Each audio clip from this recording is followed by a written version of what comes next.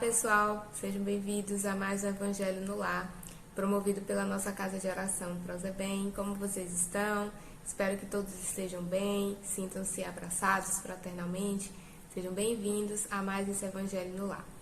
Para iniciarmos o nosso Evangelho, eu separei uma mensagem do livro Vida Feliz, capítulo 105, psicografia de Divaldo Franco, pelo Espírito Joana de Ângeles, e se chama Controle o Pensamento. Não deis os teus espaços mentais para os pensamentos vulgares.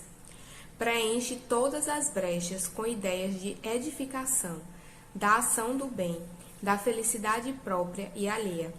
É na mente que se iniciam os planos de ação.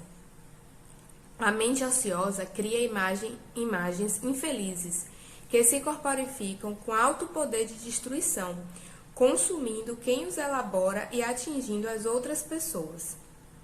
Luta com vontade para que a hora vazia não se preencha de lixo mental, tornando-te infeliz ou vulgar.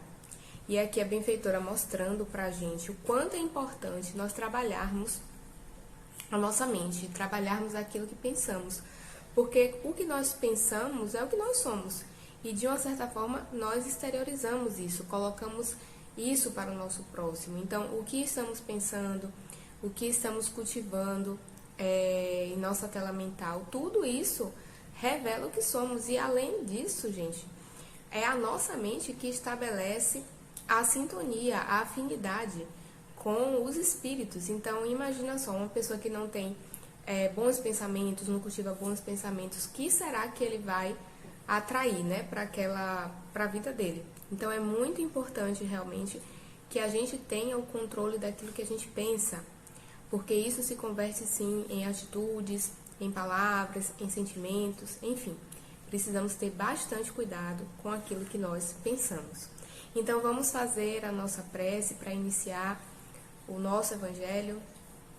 Vamos elevar os nossos pensamentos, vamos respirar profundamente, vamos nos concentrar, elevar os nossos pensamentos ao Pai, deixando para trás, por uns instantes, os nossos problemas, os nossos desafios existenciais, para entrarmos em sintonia com a espiritualidade superior, que possamos, nesse momento, trazer para a nossa tela mental a figura excelsa do nosso Mestre e amado Jesus. Essa figura doce, sublime, radiosa. E olhando para o Mestre querido, que já nos abençoa, que já derrama sobre cada um de nós as suas bênçãos. Nós louvamos e agradecemos, Senhor Jesus, pela oportunidade que temos dessa hora bendita, em que podemos nos reunir para meditar, para refletir um pouco mais sobre a luz do Teu Evangelho. Luz que vem iluminar a escuridão ainda das nossas almas. Então, gratidão, Jesus, por essa oportunidade. Rogamos que nesse momento, durante o Evangelho, permita, Senhor, a espiritualidade amiga, que abençoe as nossas consciências, que possam, Senhor, nesse momento, desfazer todas as energias deletérias, todas as formas de pensamentos negativas, para que o nosso ambiente, Senhor, seja purificado, abençoado, e assim possamos, Senhor, bem absorver as lições de hoje. Gratidão, Deus Pai, gratidão, Mestre amado Jesus, gratidão, Espíritos amigos, queridos. Que assim seja. Que assim seja, amigos. Então, hoje, nós vamos ler uma mensagem que foi trazida pelo Espírito Pascal, na cidade de Sens, no ano de 1862. Está lá no livro O Evangelho segundo o Espiritismo, no capítulo 11, Amar o Próximo como a Si Mesmo, no item 11, e se chama O Egoísmo. É uma mensagem grandezinha, né, um pouquinho, E eu também trouxe umas questõezinhas do Livro dos Espíritos, que fala sobre o egoísmo. É um tema bastante importante para a gente refletir. E quem quiser pode acompanhar, certo? A leitura pelo livro Evangelho segundo o Espiritismo. Então, capítulo 11, item 11. E o Livro dos Espíritos eu vou dar uma lida a partir das questões da questão 913, que fala sobre o egoísmo. Lá na parte das leis morais, que ele vai falar sobre a perfeição moral. Então, vamos iniciar fazendo a leitura aqui do item 11, tá? O egoísmo, esta chaga da humanidade, tem que desaparecer da Terra, porque impede o seu progresso moral. É ao Espiritismo que está reservada a tarefa de fazê-lo elevar-se na hierarquia dos mundos. O egoísmo é, pois, o alvo para o qual todos os verdadeiros crentes devem apontar suas armas, sua força, sua coragem. Digo coragem porque é preciso mais coragem para vencer a si mesmo do que para vencer os outros.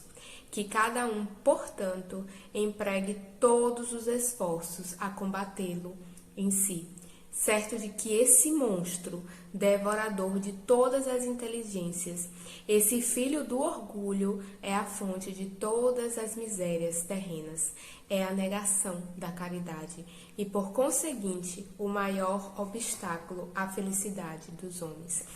Que parágrafo inicial forte, né, meus amigos? Que palavras fortes que Pascal traz aqui pra gente. Ele já nos alerta que o maior monstro que nós precisamos combater dentro de nós é o egoísmo, que é o contrário da caridade. Veja, se Jesus nos orienta a prática do amor e da caridade, podemos dizer que o egoísmo é o contraponto dessas virtudes, é o antagonista delas, tá?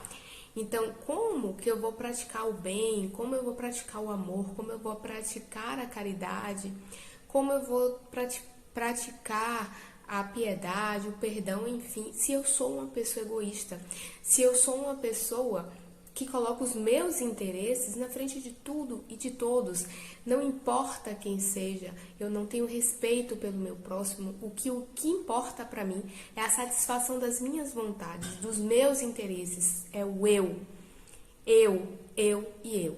Primeiro lugar, eu, já ouviu essa frase? Agora é primeiro lugar eu, segundo lugar eu, terceiro lugar eu. Essa frase é uma frase extremamente egoísta, apesar de que algumas vezes, né, a gente fala para dizer, agora eu vou me priorizar. Mas essa é uma frase extremamente egoísta, porque nós não vivemos, queridos amigos, para nós apenas. E qual é a missão que todos nós temos aqui no planeta Terra? Qual é?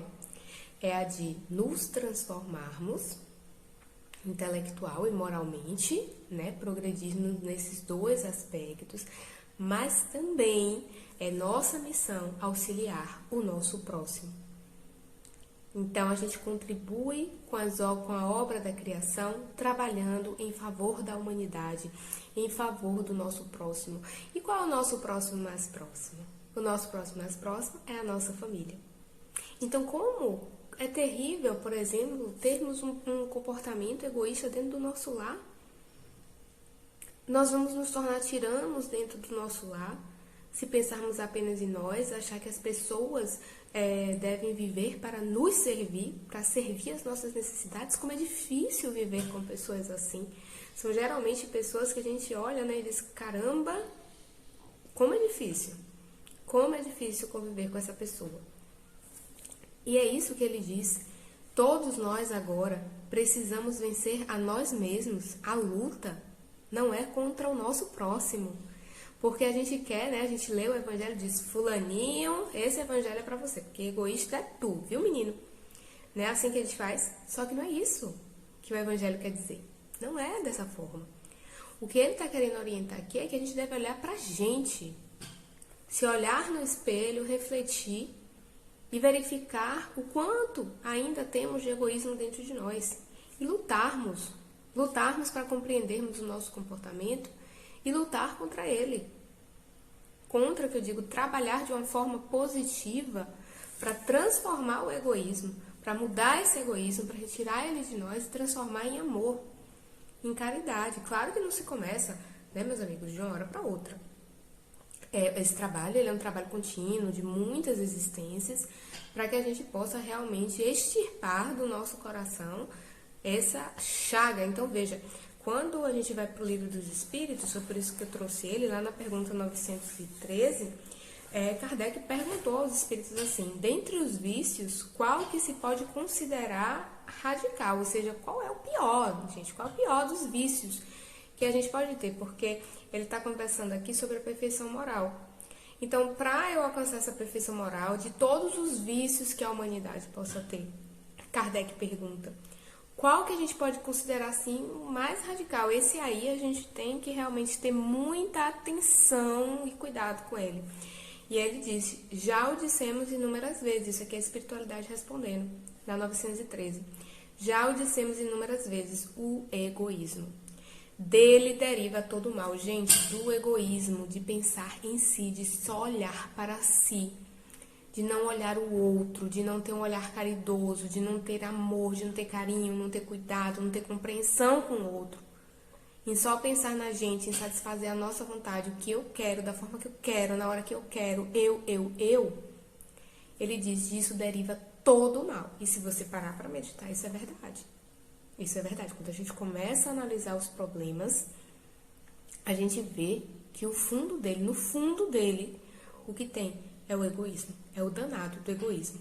E ele diz: estudai todos os vícios e vereis que no fundo de todos há egoísmo. E é verdade. Gente, se a gente pega todos os problemas que a gente passa e a gente começa a analisar, fazer uma grande reflexão sobre isso, a gente percebe que tudo no fundo é egoísmo. É nós olharmos mais para nós, para as nossas vontades e não olhar para o outro.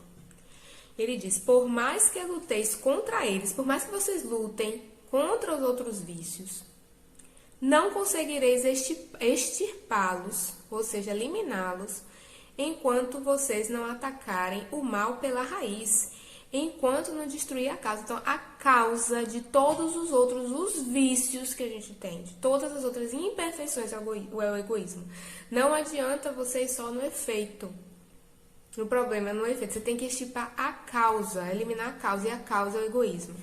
Que todos os vossos esforços tendam, pois, para esse fim, porque aí é que está a verdadeira chaga da sociedade. Quem quiser aproximar-se da perfeição moral já nesta vida, deve extirpar do seu coração todo sentimento de egoísmo, pois o egoísmo é incompatível com incompatível com a justiça, o amor e a caridade. Ele neutraliza todas as outras qualidades. Não adianta você ter nenhuma outra qualidade se você está com o seu coração cheio de egoísmo. Gente, como isso é sério. Como isso é sério. E ele diz, na 914, Kardec, né? Fundando-se o egoísmo no sentimento de interesse pessoal, que nem eu disse que eu estava conversando com vocês, a gente coloca os nossos interesses pessoais, o eu, na frente de tudo. Ele diz: fundando-se o egoísmo no sentimento de interesse pessoal, parece bem difícil extirpá-lo inteiramente do coração do homem.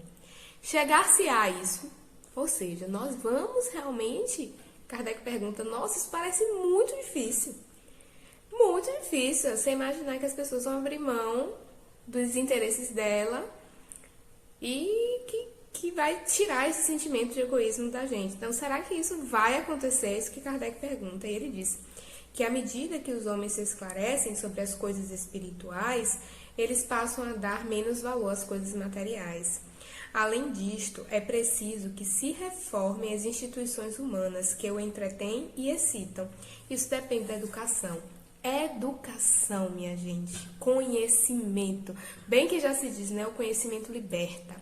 E quando a gente trabalha a doutrina espírita, um dos pontos fundamentais, isso está lá no começo do Evangelho segundo o Espiritismo, e se chama o ponto de vista. É você mudar o seu ponto de vista.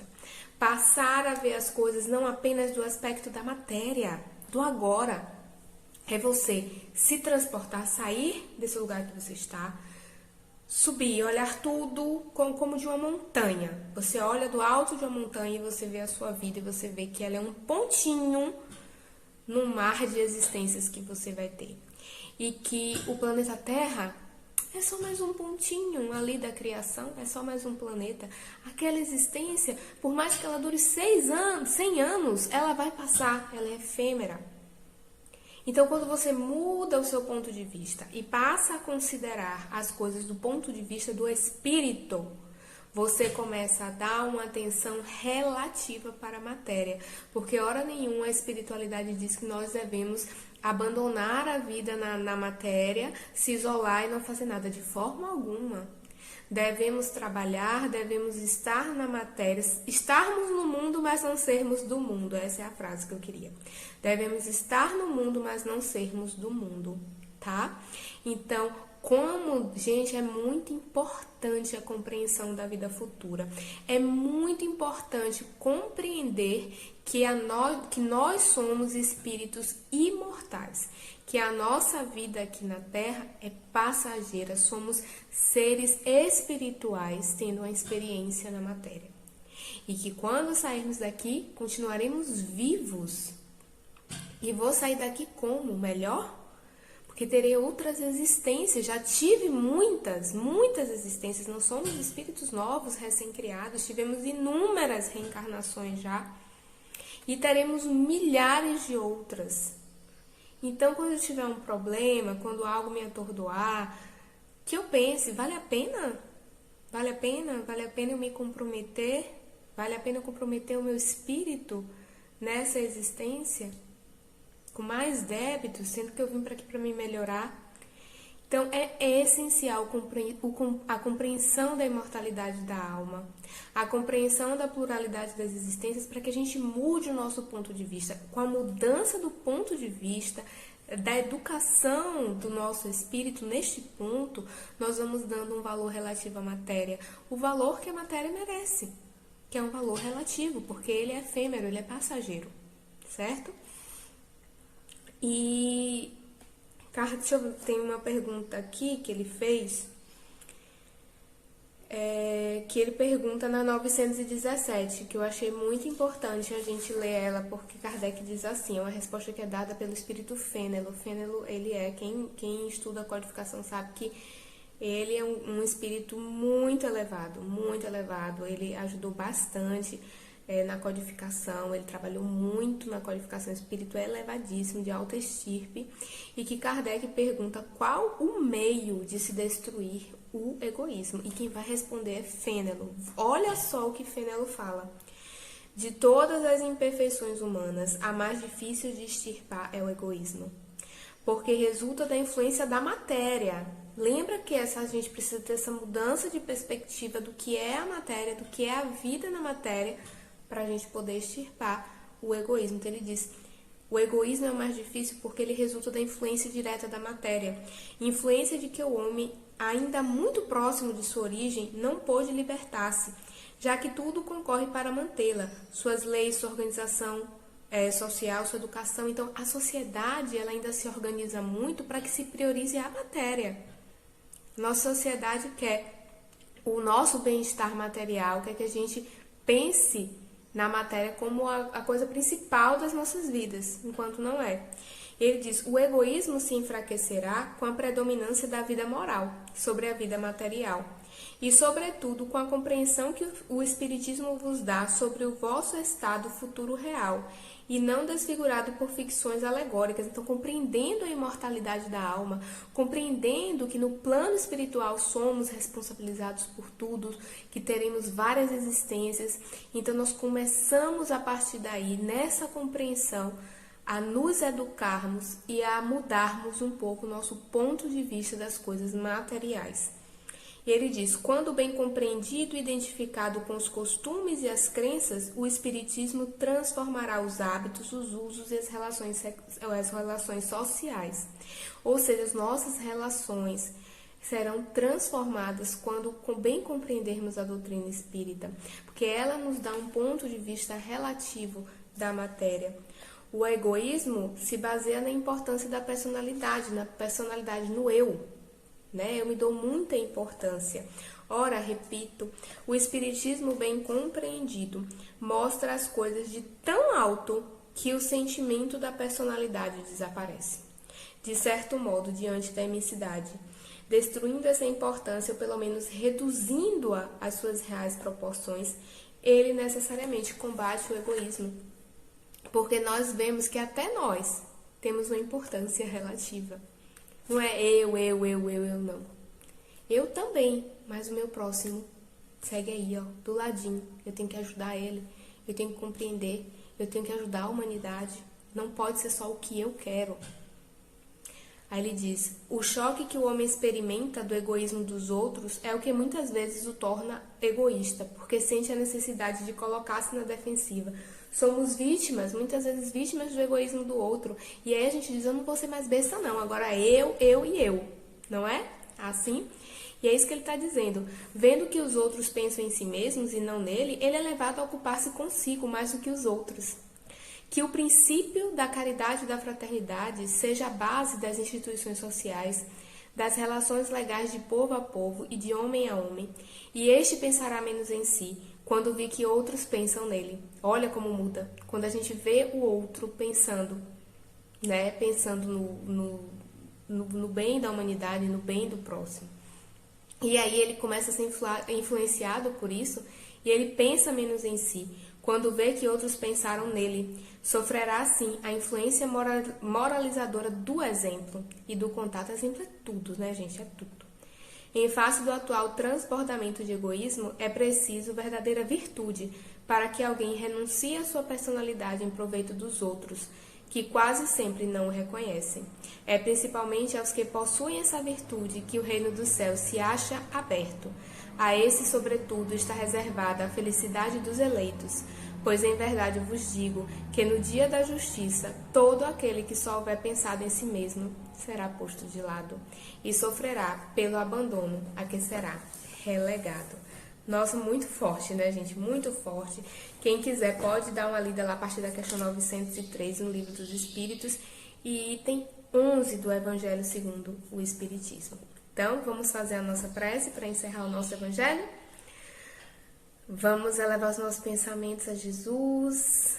Mestre querido, nós agradecemos por tanto que recebemos na tarde de hoje, no dia de hoje. Podemos refletir, Senhor, como é pernicioso o egoísmo e como devemos trabalhar os nossos corações para nos libertar, para extirpar de nós essa chaga que ainda nos preenche. Rogamos o vosso socorro, Senhor, para que possamos ter a força necessária, a coragem necessária para lutarmos contra essa imperfeição ainda tão enraizada em cada um de nós. Rogamos que derrame suas bênçãos sobre nós, mas também sobre toda a humanidade sofredora de encarnados e desencarnados, Jesus, que necessita tanto do vosso amparo. Mestre querido, fica conosco, nos abençoa, nos ilumina, hoje por todo sempre. Que assim seja. Que assim seja, meus amigos. Muito obrigada pela participação de vocês e espero vê-los em breve.